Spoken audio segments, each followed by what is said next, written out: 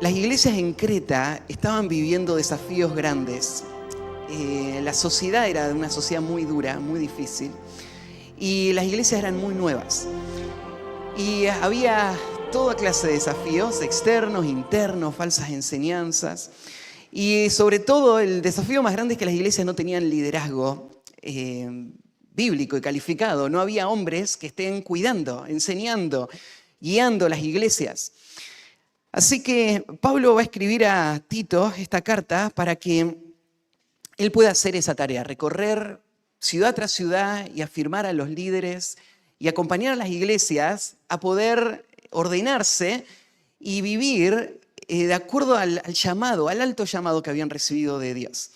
Y arranca el capítulo 1 explicando ese contexto y hablando acerca de la necesidad de líderes fieles para la iglesia. Y después el capítulo 2 va a explicar que la iglesia toda tiene que estar viviendo de acuerdo a las instrucciones bíblicas, que los líderes están ahí para dar instrucción, para dar ejemplo, pero no hay nadie que quede afuera, porque al final todo el mundo está observando la iglesia. Y la iglesia tiene que ser un testimonio del poder salvador de Dios. La iglesia tiene que adornar el evangelio con su forma de vida, con su conducta. Así que va a dar unas instrucciones ahí de cómo deben hacer esto. Y cuando termina el capítulo, en el versículo 11 al 14, Pablo va a explicar que la iglesia no podría hacer nada de esto, a no ser por la gracia de Dios. La gracia que está obrando en el corazón de los creyentes es lo que está haciendo que los creyentes puedan vivir esto. Y esa es nuestra confianza, es que Dios en su gracia va a darnos la fuerza para poder obedecer. Y la gracia que nos salvó se convierte en la vida cristiana en un motor que empuja al creyente a vivir una vida de fidelidad. Y ahí explica cómo es que la gracia está obrando en el corazón del creyente hasta llegar al versículo 13. Y este es el versículo que les quería leer. Cuando explica todo el efecto que está teniendo la gracia en los creyentes, agrega en el versículo 13 esto: aguardando la esperanza bienaventurada y la manifestación gloriosa de nuestro gran Dios y Salvador Jesucristo, quien se dio a sí mismo por nosotros para redimirnos de toda iniquidad y purificar para sí un pueblo propio celoso de buenas obras. Pablo dice que una de las marcas de aquellos que fueron salvados por la gracia y que entienden la gracia y que están siendo motivados por la gracia es que ellos están aguardando la esperanza bienaventurada y la manifestación gloriosa de nuestro gran Dios y Salvador Jesucristo. Dios diseñó las promesas para nuestro futuro como un estímulo constante para la vida espiritual. Debería ser natural. Todo hijo de Dios, por haber nacido de nuevo, por haber sido llamado a esa ciudad celestial, por tener la gracia de Dios que está obrando en su corazón, él es uno de estos que está aguardando esa esperanza gloriosa. Y no solamente el día de su conversión, él pensó en el cielo y él deseó el cielo y él confió en Cristo y en que él iba a venir a buscarle y a llevarle, sino que todos los días para el Hijo de Dios este tema es el deleite y el estímulo que Dios le dio para luchar y avanzar en esta vida mientras está esperando que Dios cumpla todas estas promesas. Entonces, este es el título que elegimos para esta serie de estudios que comienza hoy y que por 7 semanas vamos a estar como iglesia profundizando y entendiendo más. Es el tema el título que le pusimos a toda la serie fue Aguardando la esperanza bienaventurada. Me pareció que de todos los pasajes, este es uno de los términos más preciosos para hablar acerca de la escatología. Porque la escatología o los eventos futuros no es solamente un tema de curiosidad, sino que es el latir del corazón del Hijo de Dios. que está ahí desde el primer día. Nos llama la atención, por ejemplo, cuando Pablo llegó a Tesalónica y fundó la iglesia ahí, estuvo solo 3 semanas, pero después de 3 semanas, estos creyentes eran creyentes sumamente apasionados por el regreso de Cristo.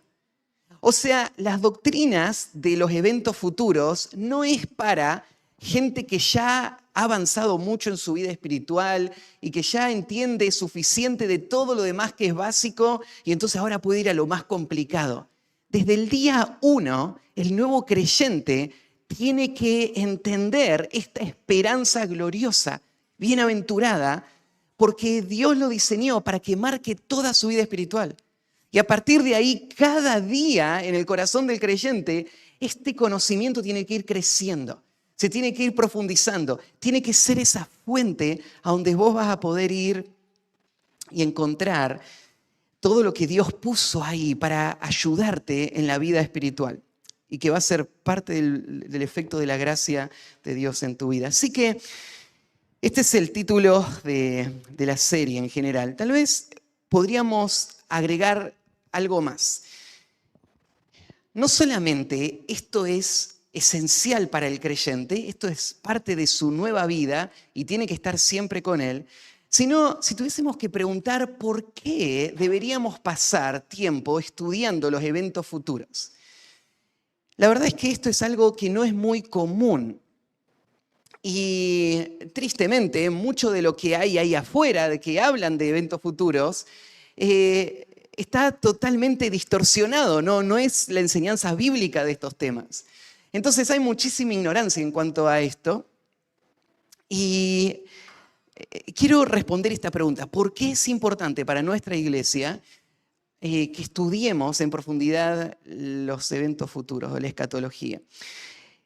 Pensé en 2 razones. La primera razón es porque la escatología, como la llamamos en el lenguaje teológico, o los eventos futuros, representan el clímax o la culminación de toda la historia y toda la narrativa bíblica.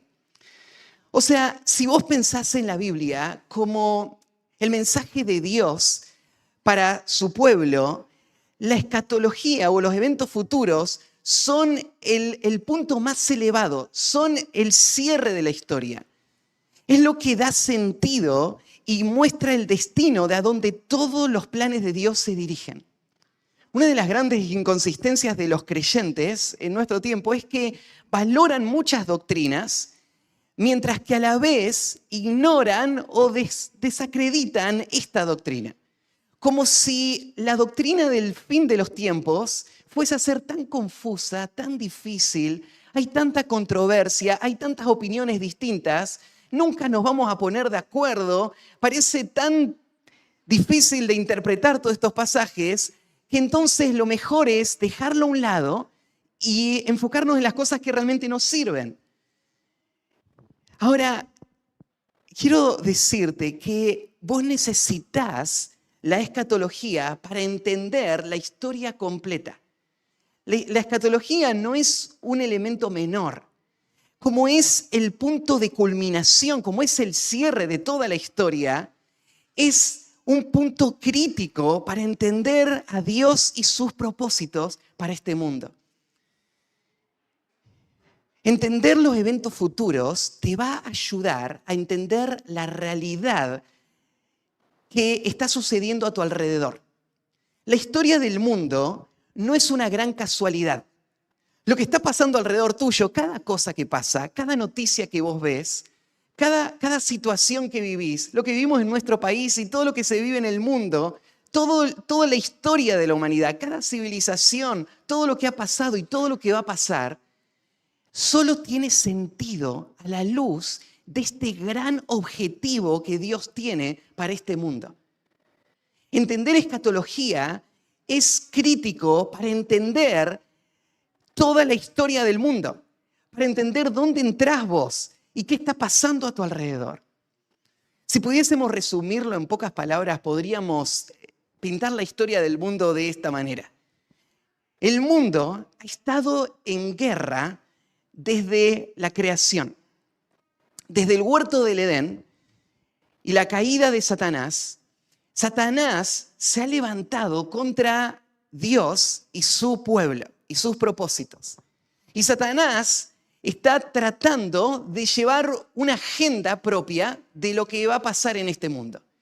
Lo que Satanás se propuso, lo dicen ahí en los textos bíblicos, fue subir a lo alto y ser semejante al Altísimo.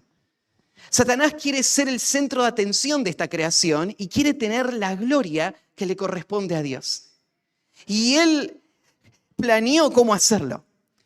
Y todos sus planes tienen su punto más elevado, su clímax, en el momento en donde Satanás planea crear una dictadura mundial y poner a un líder que va a gobernar no democráticamente el mundo, sino con la dictadura más feroz y el gobierno más totalitario que ha existido en toda la historia del mundo.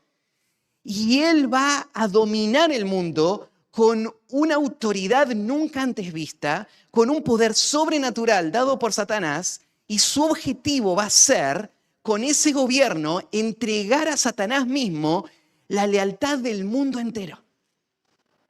Esto es lo que Satanás planea y todo se dirige hasta ahí, hacia ese propósito. Cada movimiento en el tablero de todo el marco político, económico, social que vos estás viendo alrededor tuyo, no lo está gobernando ni el G8, ni lo están gobernando los banqueros del mundo, no lo están gobernando ninguna de esas personas, lo está gobernando Satanás mismo, que está guiando toda la historia del mundo hacia ese objetivo que él se ha propuesto. Claro, nosotros sabemos que por sobre Satanás hay una agenda más grande todavía. Y es la agenda de Dios, que ha planeado permitir a Satanás que él progrese en sus planes hasta el punto en donde Dios lo va a permitir, porque Dios va de esa manera mostrar su gloria y su poder al condenar la rebelión del mundo y al salvar a su pueblo. Y entonces él va a establecer a su rey. Y él va a establecer un reino de justicia que va a existir por siempre, gobernado por Cristo, sobre su pueblo Israel, la iglesia y los salvos de todos los tiempos. Entonces, la historia de la humanidad no está pasando al azar. La única forma que vos tenés de entender el mundo y lo que te rodea, lo que pasó hasta ahora y lo que va a pasar, es entender el gran final de toda la historia. Y ese final ya está escrito. Ese final va a suceder y es inevitable. Ese final está siendo dirigido por Dios mismo. Entonces, necesitamos entender escatología porque es la única forma de entender la realidad. En segundo lugar, tenemos que entender la escatología porque Dios planeó que a través del estudio y el conocimiento de los eventos del fin, al creerlos y al vivir a la luz de estos eventos produzcan un efecto transformador en la vida del creyente. Déjame pasar rapidito por algunos textos del Nuevo Testamento antes de ir a Apocalipsis para que vos puedas percibir un poquito de ese efecto que Dios planea que el estudio de los últimos tiempos tenga en tu vida. Vamos a citarlos rápido, así que ahí podés anotarlos, si te da el tiempo buscarlos, y si no yo los voy a leer. Pero te voy a dar una serie de efectos. ¿Qué produce en el creyente el conocimiento de esta esperanza bienaventurada y la fe en esta esperanza y la obediencia y la vida de acuerdo a esto? Bueno, en primer lugar, produce celo por la santidad. Produce celo por la santidad. Segunda de Pedro 3, versículos 11 al 13, dice así: puesto que todas estas cosas han de ser desechas, y esto hablando acerca del fin, está hablando acerca del momento en que Dios va a destruir todo este universo.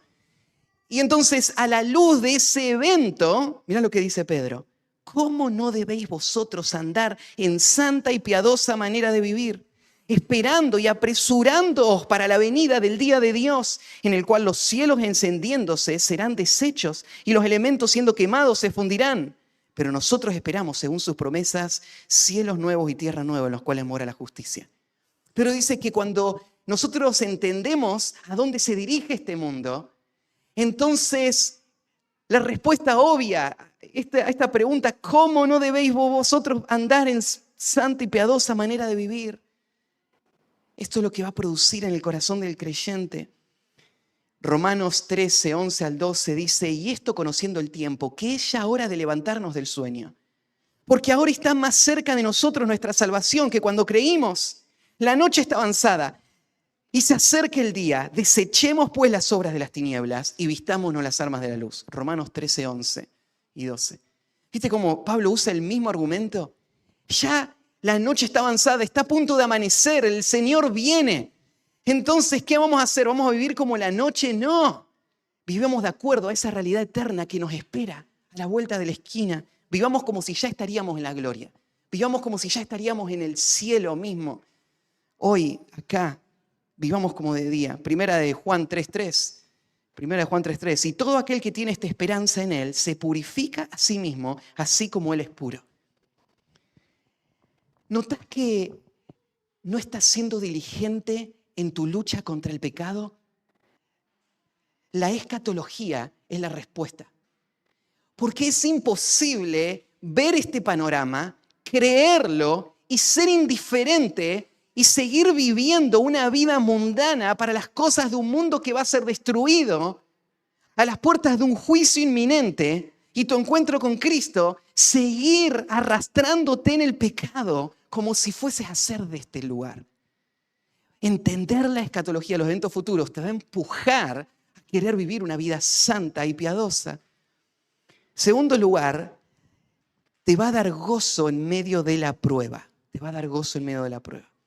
Primera de Pedro 1, 3 al 6, dice, bendito el Dios y Padre de nuestro Señor Jesucristo, que según su grande misericordia nos hizo renacer para una esperanza viva por la resurrección de Jesucristo de los muertos, para una herencia incorruptible, incontaminada e inmarcesible, reservada en los cielos para vosotros, que sois guardados por el poder de Dios mediante la fe, para alcanzar la salvación que está preparada para ser manifestada en los tiempos postreros. Eso es escatología.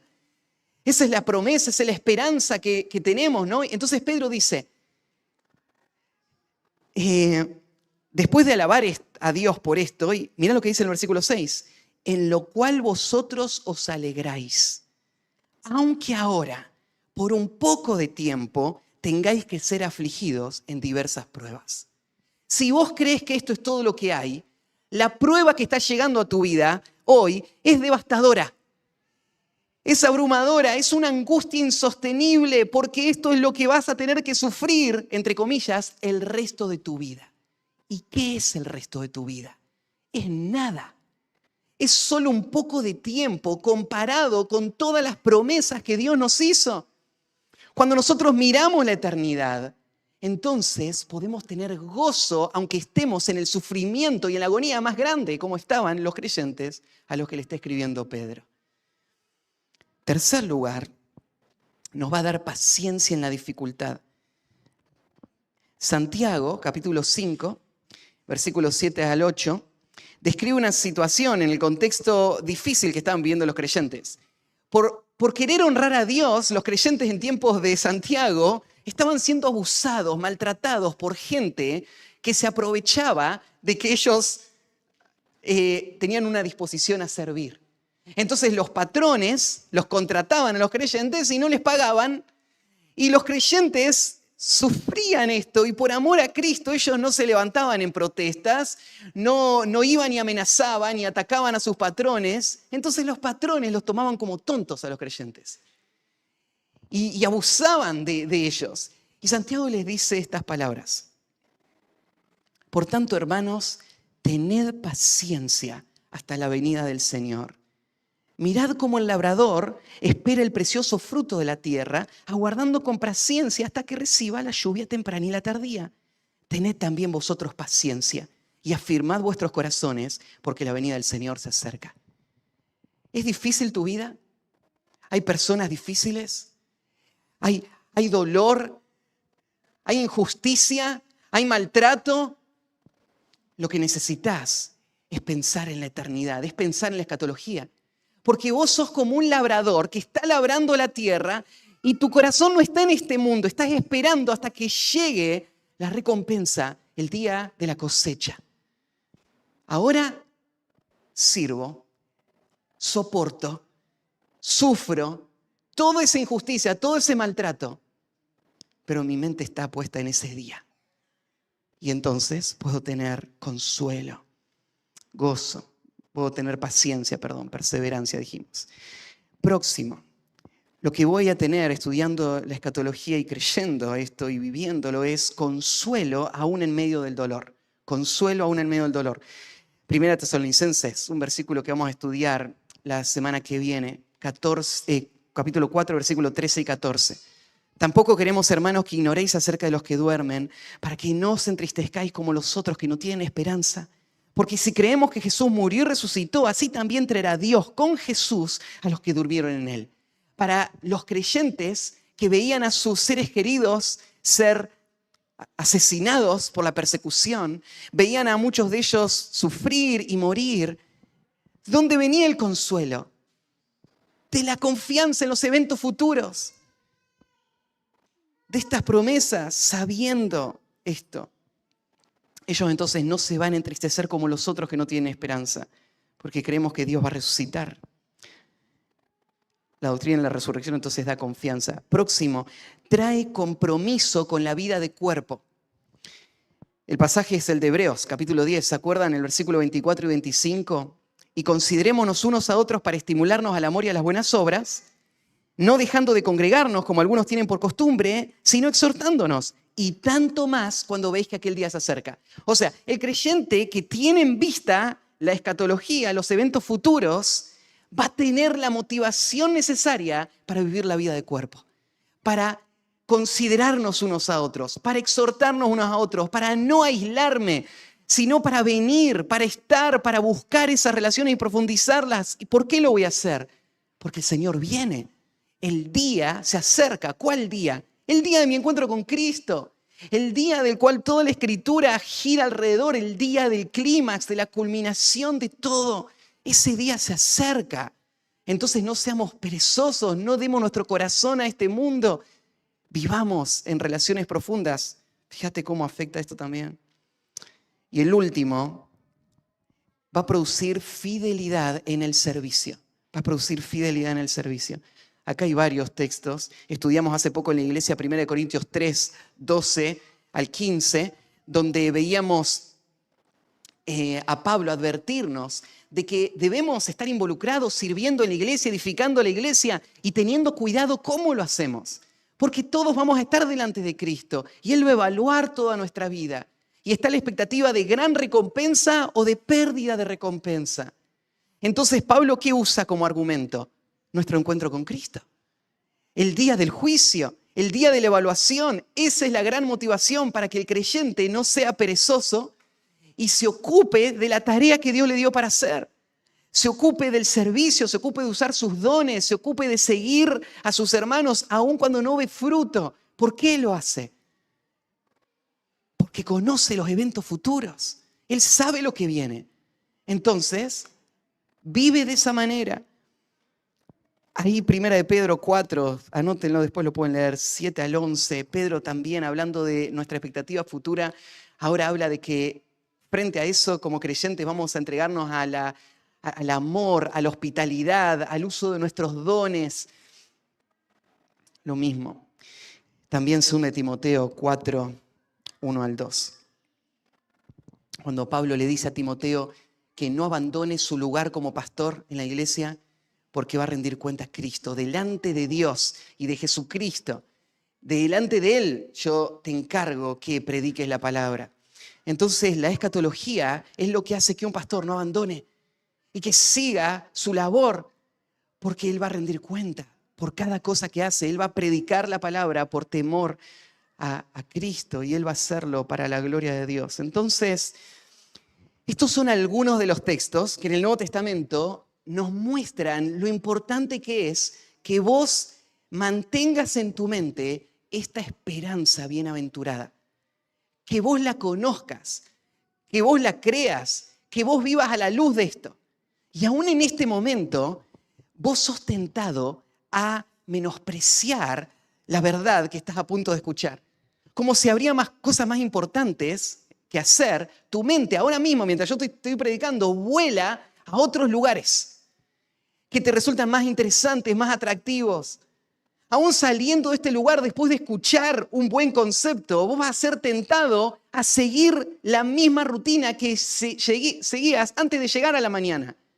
Y que esta predicación no tenga ningún efecto en tu vida. Pero quiero decirte, si vos escuchás la enseñanza esta mañana, si vos la escuchás con un corazón humilde, con fe, y vos estás dispuesto a responder la verdad de la que vamos a hablar y que vamos a hablar en las próximas semanas, tienen el poder para transformar y revolucionar toda tu vida, para darte las herramientas para poder vivir de una manera fiel y que el Señor te enriquezca con mucho fruto para toda la eternidad. Entonces, quiero animarte a escuchar las enseñanzas que vamos a estar teniendo en las próximas semanas.